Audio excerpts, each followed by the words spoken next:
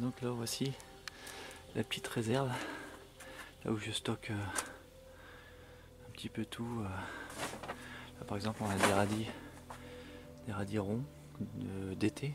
Donc là c'est la partie 2015 et là c'est 2014. Qu'est-ce que j'ai aussi? Alors ici j'avais mis des épines de maïs directement comme ça, et ben du jour au lendemain j'avais plus rien. Volatilisé, en fait je pense que c'est des souris qui ont dû prendre et ils ont tout mangé et il ne reste plus une trace quoi. Donc le mieux c'est de suspendre hein, comme ça. Hop. Celui-ci est suspendu et pas de problème quoi, il est encore ici.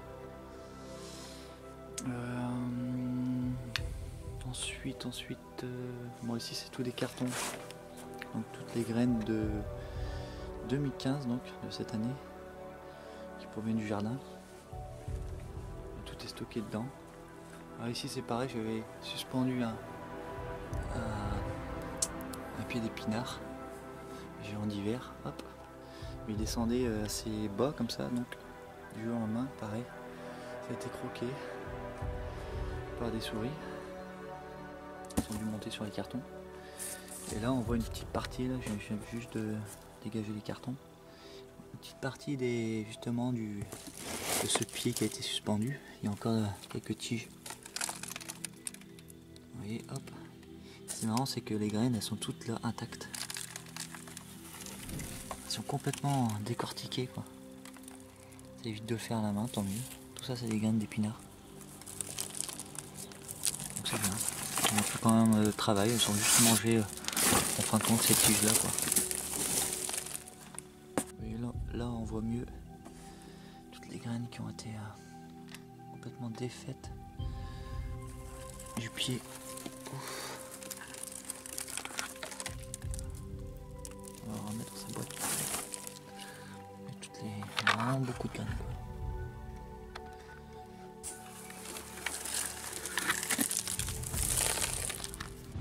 Et là je viens juste de retirer le casier, vous voyez. On voit encore mieux, paf, toutes les graines quoi. C'est merveilleux. Par contre le rongeur, il a eu son utilité. Il m'a vraiment enlevé toutes les graines de la branche. Ensuite, là tout ça c'est de la luzerne, vous voyez. Il y en a beaucoup en luzerne, c'est bien. Tous les céleris. Voilà du jardin. Toutes des petites graines là, ça monte en fleurs et puis après ça fait ça. Voilà, ça fait toutes petites graines. À perte de vue. Quelques poireaux encore.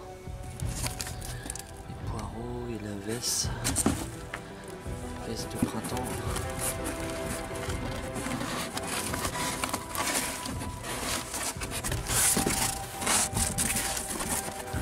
Ça c'est la veste.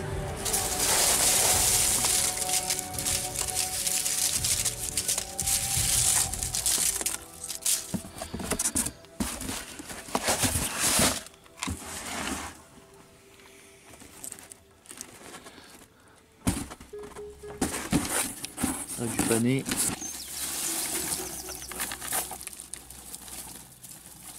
Des petites graines du pané qui sont toutes plates. Hop. Ensuite on a beaucoup de salades différentes, hein. De la batavia, la salade d'hiver, ça c'est de l'apia. Voilà. Tout est dedans en fait. Hein.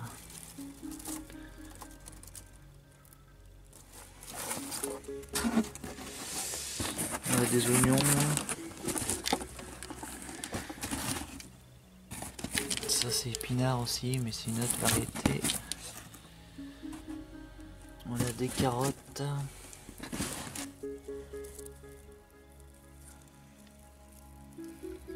C'est tout des graines de carottes, c'est vraiment tout petit aussi. Je sais pas si on voit là. Voilà, c'est des graines de carottes. Donc voilà, il y a encore des petits pois.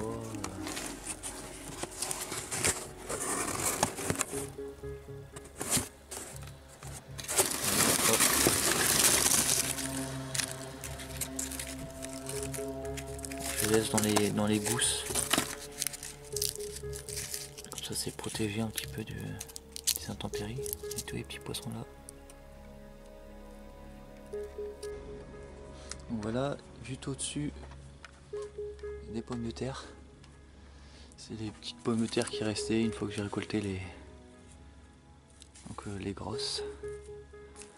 Et là ça commence à germer déjà. Voilà. Ici c'est pareil, encore des pommes de terre. Alors celle-ci elle germe pas, étrangement. J'ai vu quelque part que je les mettre au-dessus des fruits comme là les pommes que je stocke. Il y a une odeur, il y a un gaz qui se dégage et qui empêche de germer. Alors voilà, c'était un petit test entre là et ici. C'est vrai que ça fonctionne. Donc ici c'est des pommes du verger, hein. J'avais cueilli, c'était même pas 1 € le kilo. C'était en... Je vais regarder sur le papier parce que je note tout. Le 25 septembre. Le 25 septembre elles sont là, toujours là, intactes. Et un autre test. Conservé dans du sable. Bon là il fait noir, pas voir grand chose mais je vais essayer d'enlever une. Voilà. Donc elles sont toujours intactes. Dans le sable ça se conserve très bien. Je pense que ça se conserve mieux. Et c'est des tests que je fais donc c'est encore bon la pomme. Pas un trou, rien. C'est pas gâté.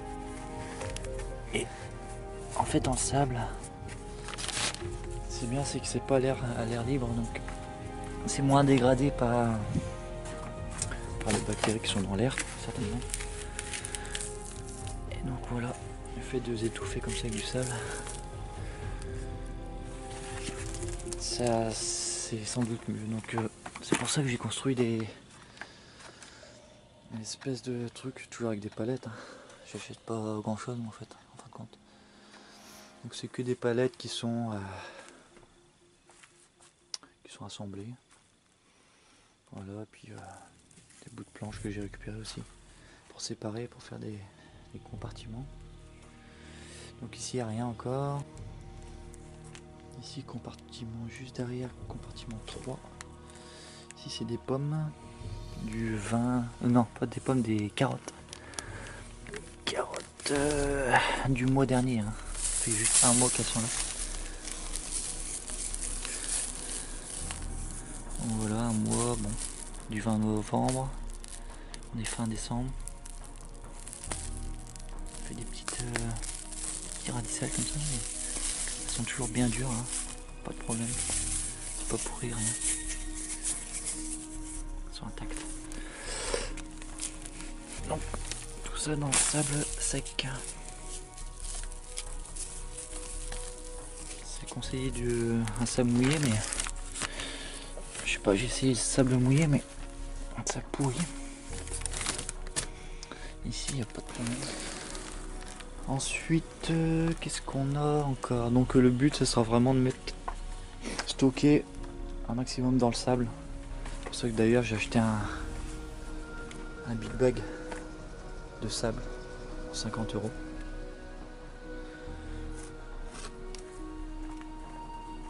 Et puis voilà, encore une machine qui servait plus, qui était cassée.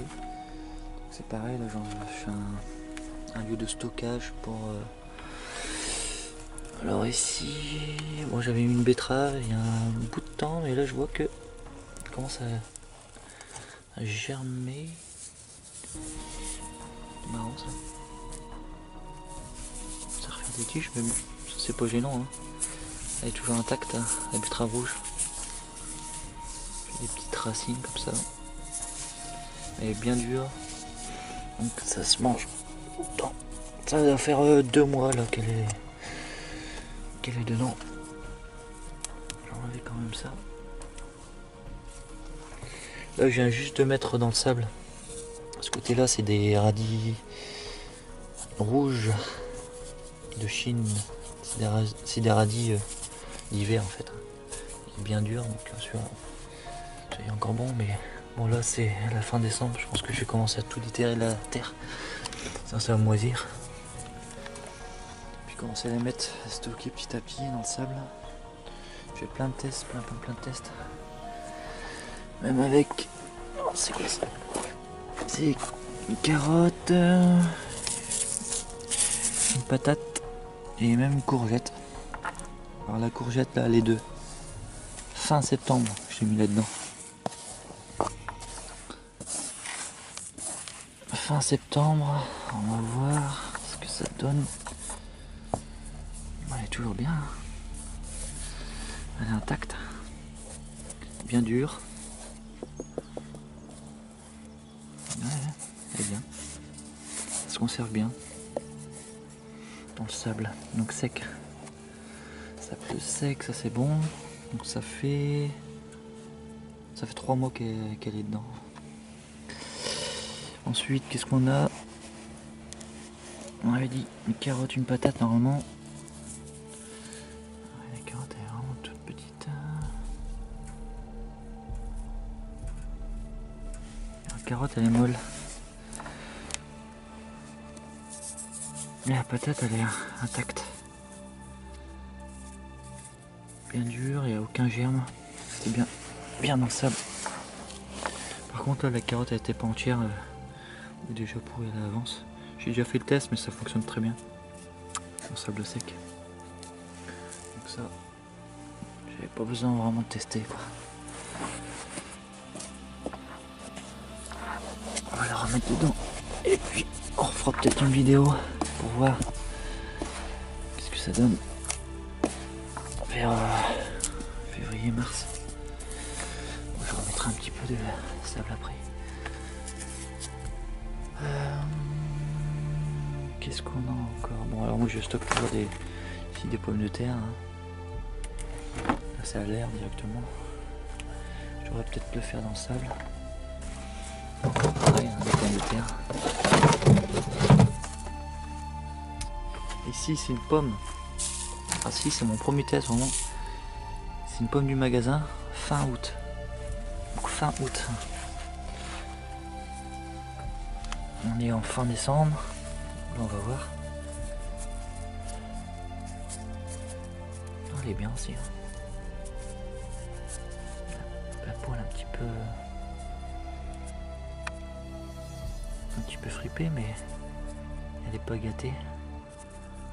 Elle est bien. Elle se mange encore parfaitement. Donc ça c'est du magasin. Donc voilà. Pour l'instant ça se conserve très bien. Ça juste si j'aurais laissé ça dans la maison, ça serait longtemps que ça serait pourri. Le sable. Super. Remplacer les frigos et tout ça.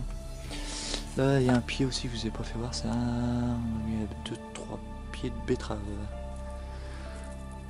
Ça c'est betterave rouge. Crapaudine. Vous voyez, milliards de graines que ça donne.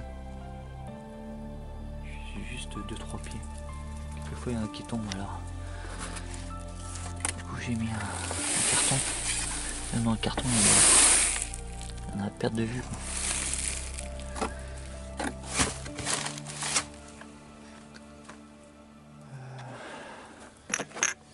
C'était pareil, j'ai gardé un épi de maïs. Je l'ai rentré dedans du coup. Alors je m'amusais à enlever directement sur l'épi de maïs dès que j'avais récolté, pour récolter les graines, mais non en fait, une bonne technique c'est de le laisser sécher directement sur l'épi. Et après ça s'enlève tout seul ça. Voilà. Et tout ça, il n'y aura plus qu'à replanter semer ça plutôt que d'acheter des graines. Je suis toujours dans l'optique de l'autonomie, de la graine à la récolte et tout ça, sans faire l'affaire au magasin. Ici on a des pommes, et de la pirouette et des rouges, ça c'est les golden. Donc je les laisse pareil hein, dans un endroit frais ici, il fait 10 degrés. Même si un coup de gel c'est bien, les graines elles ont besoin de sentir le froid justement pour rester en dormance. Comme ça au printemps, pouf, ça explose et du coup vous avez un meilleur plan. C'est pour ça que stocker dans les magasins c'est pas l'idéal. Donc voilà, tout ça à semer, il y a beaucoup de graines à semer. Hein, tout ce que je mange, j'essaie de récolter les graines. Et voilà, j'ai fait le tour ici du mon petit lieu de stockage.